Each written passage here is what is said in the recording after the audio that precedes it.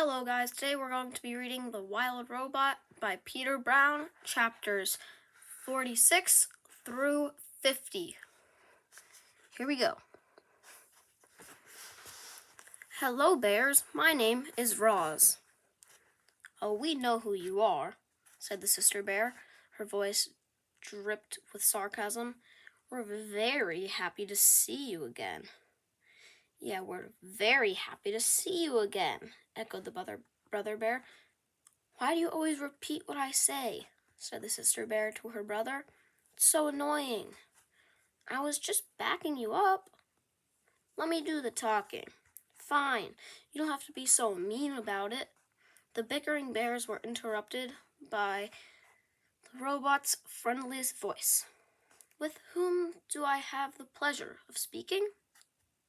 How rude of us, said the sister bear. My name is Nettle, and this is my little brother, Thorn. I'm not little, snapped Thorn under his breath. It is lovely to meet you both, said Roz, but I am afraid I am afraid I really must be going, and I'm afraid we can't let you do that. Nettle stepped into Roz's path. My brother and I, we don't like monsters. I'm not a monster, I'm a robot. Whatever you are, we don't like you, said Thorn. We hear you've become very comfortable on our island, said Nettle, and we're going to make you very uncomfortable. Yeah, we're going to make you very uncomfortable. Stop repeating me, Thorn. Poor Roz was in serious trouble. The bears were closing in on her, but she couldn't run, she couldn't hide, and she couldn't fight. The robot didn't know what to do. Before she could do anything, there was a loud squawk and a streak of feathers. Stay away from my mama! Brightbill swooped down and skidded to a stop between the robot and the bears. So the rumors are true, Nettle laughed. There really is a runty gooseling who thinks the robot is his mother. How could anyone be so stupid? Do yourself a favor, gooseling, and fly away before you get hurt. She is right, Brightbill, said Roz. Please let me handle this. But the gooseling stood his ground. He spread his wings and hopped around, ready to defend his mother. The bears roared with laughter. Then, with a flick of her paw, Nettle sent Brightbill tumbling over the ground, over and over until he flopped onto his back and stared up at the sky, stunned. This is our island, snared Nettle, and it's time for you to go, growled Thorn. Roz made herself as big as possible. She banged her chest and roared wild, angry sounds. But the bears were not intimidated. They roared right back, and then they attacked. Nettle pulled Roz into a fierce bear hug while Thorn clawed at her legs. The robot tried to shake free, but the bears would not let her get out of their prey. Not this time. A cloud of dust ballooned around the trio as they thrashed closer to the edge of the cliff. All of a sudden, something burst out from the trees and onto the open cliff top. Mother Bear. She was gigantic, like a mountain of golden fur, and she was furious. It seemed like this would be the end for our robot. But Mother Bear wasn't there to join the fight. She was there to break it up. Nettle, Thorn, get over here this instant! The young bears should have listened to their mother. Instead, they pretended not to hear her. Nettle slashed at Roz's body, and Thorn began wrestling with her foot. He grabbed the foot with both paws and forced it up from the ground. Then, with every ounce of his strength, he twisted the foot around. Reader, the following events happened very quickly. First, there was a strange thwip sound as the robot's right foot popped off her leg and sailed through the air. Then everyone toppled over. Nettle and Roz fell sideways along the edge, but Thorn fell backwards and tumbled right off the cliff. Do you know what the most terrible sound in the world is? It's the howl of a mother bear as she watches her cub tumble off a cliff. Mother Bear's howl was so startling that it snapped Brightbill right out of his stupor. Her howl was so powerful, it shook Roz's entire body. Her howl was so loud that animals heard it clear across the island, but there was no reply from Thorn. Mother Bear's howl slowly faded, and she whittled to the ground. Roz watched as her detached foot sailed over the edge and plummeted down to the shore below. It fell past circling seagulls, smashed off a rock, and disappeared into the waves. And that's when the robot noticed something furry dangling from the cliffside. Thorn, his full weight, hung from a tree that was rooted to the rock wall. He gripped the tree tightly in his jaws and looked up at Roz with wide, frightened eyes. "I see Thorn!" shouted Roz. "Grab my legs, quickly!" Mother Bear and Nettle scrambled to their feet. Each bear took a leg in her mouth, and together they slowly lowered Roz head first down the cliff. Thorn whimpered through clenched teeth as he watched the robot approach. Then he felt her strong arm wrap around him and heard her booming voice holler, "Pull us up!" Thorn let go of the branch and cried, "Please don't drop me, Roz. I don't want to die." "Do not worry," said Roz. "I will not drop you." The next few moments seemed to drag on and on. Mother Bear and Nettle kept pulling on Roz's legs, and more of the robot slowly came up into view until a furry golden head finally appeared, and Thorn leaped into the embrace of his family. Chapter 47, The Parade. "Does it hurt?" Brightbill touched the smooth surface where his mother's foot used to be. "No, it does not hurt," said Roz, "but it will be difficult for me to walk." The bears huddled behind the gooseling and stared at the robot's stump of a leg.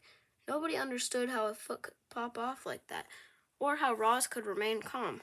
"Roz, I'm sorry my cubs attacked you," said Mother Bear. "Sometimes they're completely out of control."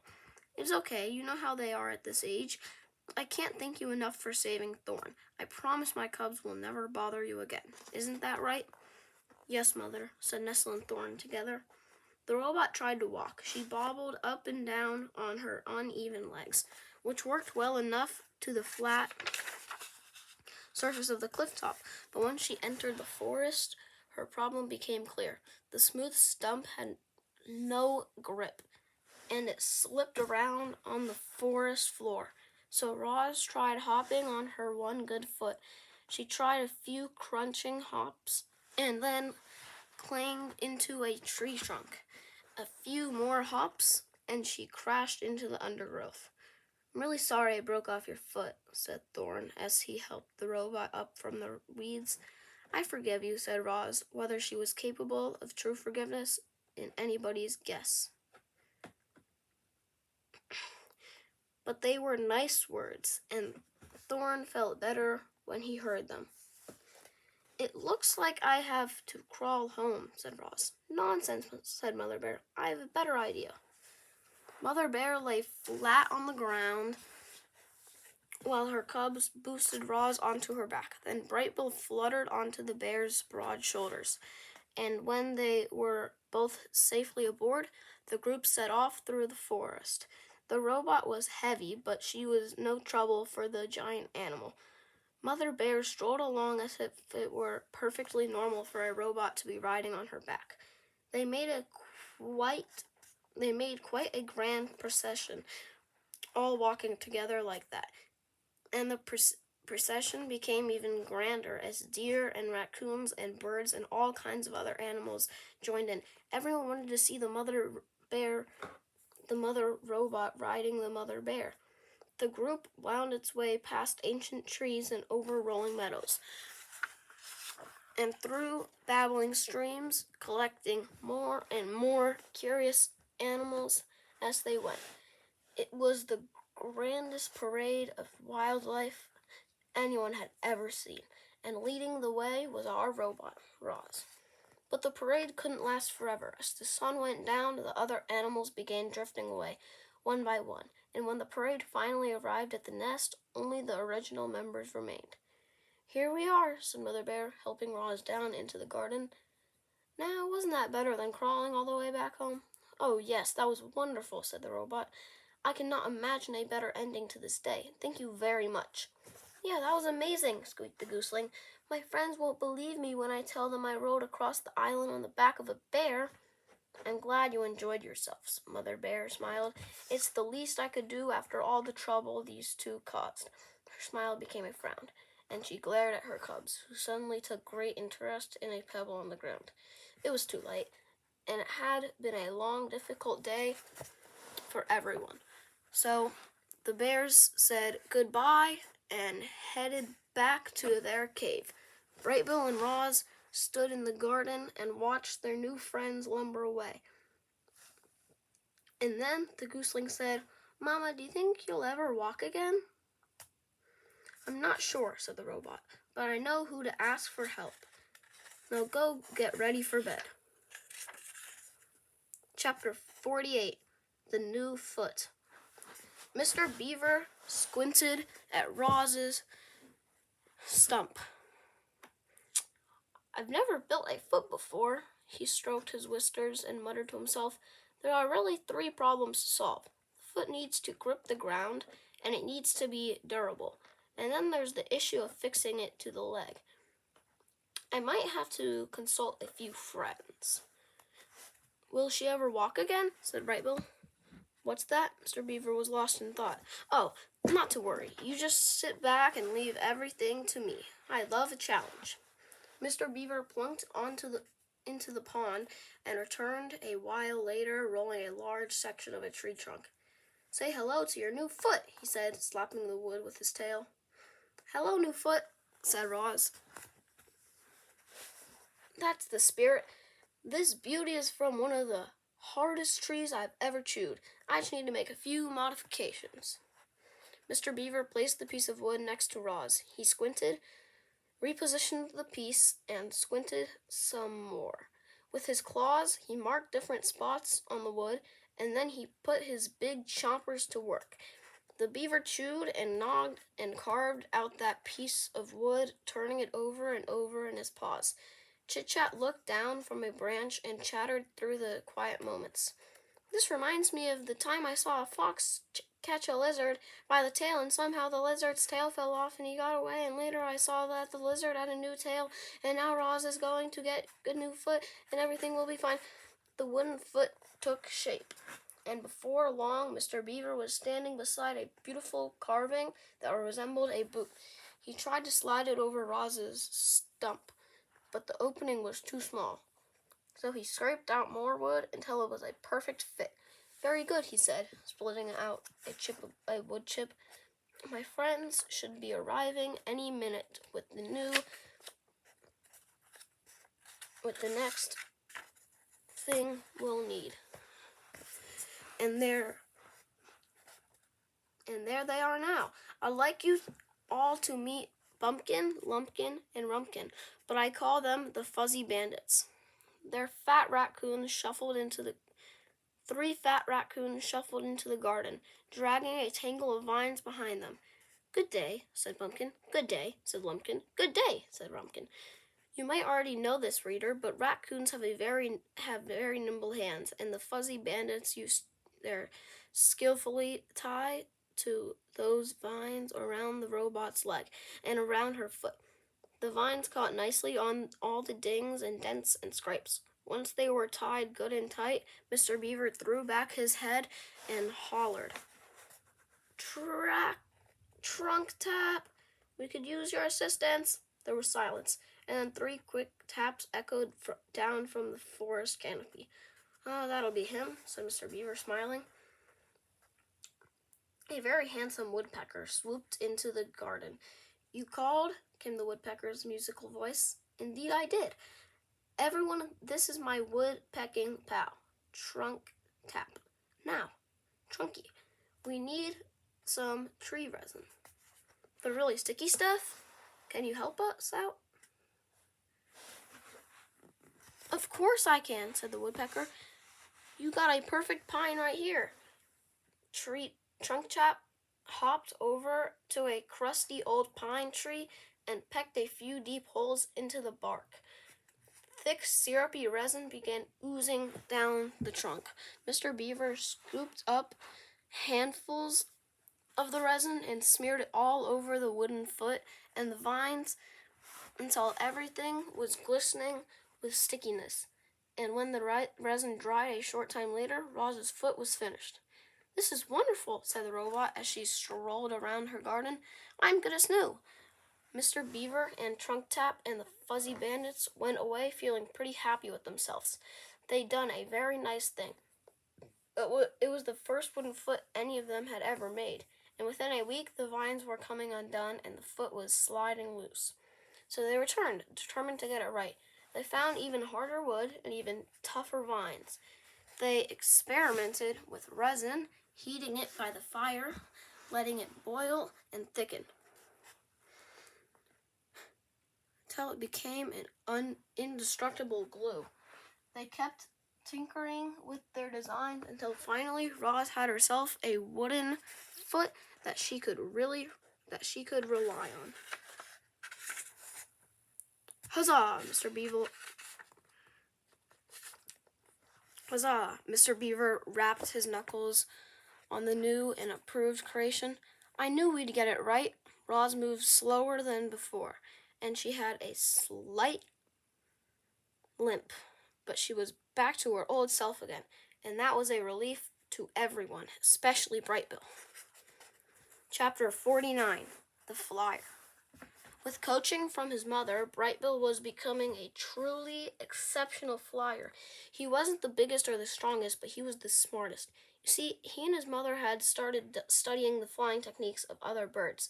They'd sit for hours and watch how hawks and owls and sparrows and vultures moved through the air. Then they'd go up to the grassy ridge and Brightbill would practice what he'd learned. Soon he was diving and swooping and darting and soaring around the island. The adult geese frowned at his flying tricks, and the gooseling thought he was amazing.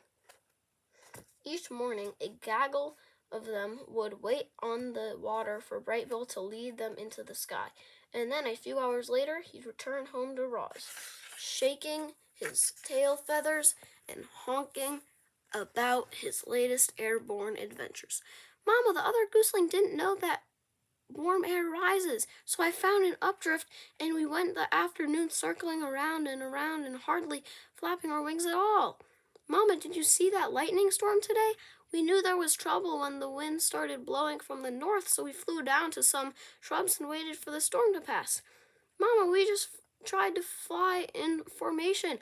We all took turns at the point, but everyone liked following me the best, so I led most of the time." Chapter 50, The Button. Brightbill was thinking about the small button on the back of his mother's head. His mother was thinking about it too. They couldn't stop wondering what would happen if the button were pressed, and one day they decided it was time to find out. Roz sat on the floor of the nest. Her son nervously stood on a stone behind her. "I'm ready when you are," said the robot. "Okay," said the gooseling. "Here we go." Brightbill took a deep breath. Click! Roz's body relaxed. Her quiet whirling slowly stopped. Her eyes faded to black.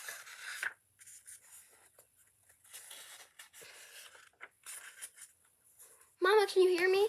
There was no answer. Brightbill wandered around and looked at his mother's face. Her strange spark of life had gone out. The gooseling had never felt more alone. He was ready to switch her back on. But what if she didn't wake up? What if she woke up different? The gooseling was afraid to press the button, and he was afraid not to press the button. Brightbill took a deep breath. Click! Roz's body tensed. Her quiet whirling slowly started. Her eyes began to glow. "Mama, can you hear me?" "Hello, I am Rosium, Unit 7134. You may call me Roz." The robot spoke these words automatically, in a language Brightbill didn't understand. His little heart raced at his worst fears seemed to be coming true.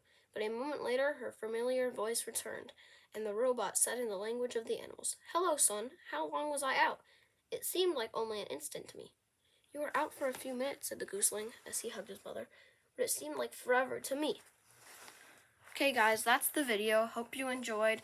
Be posting soon.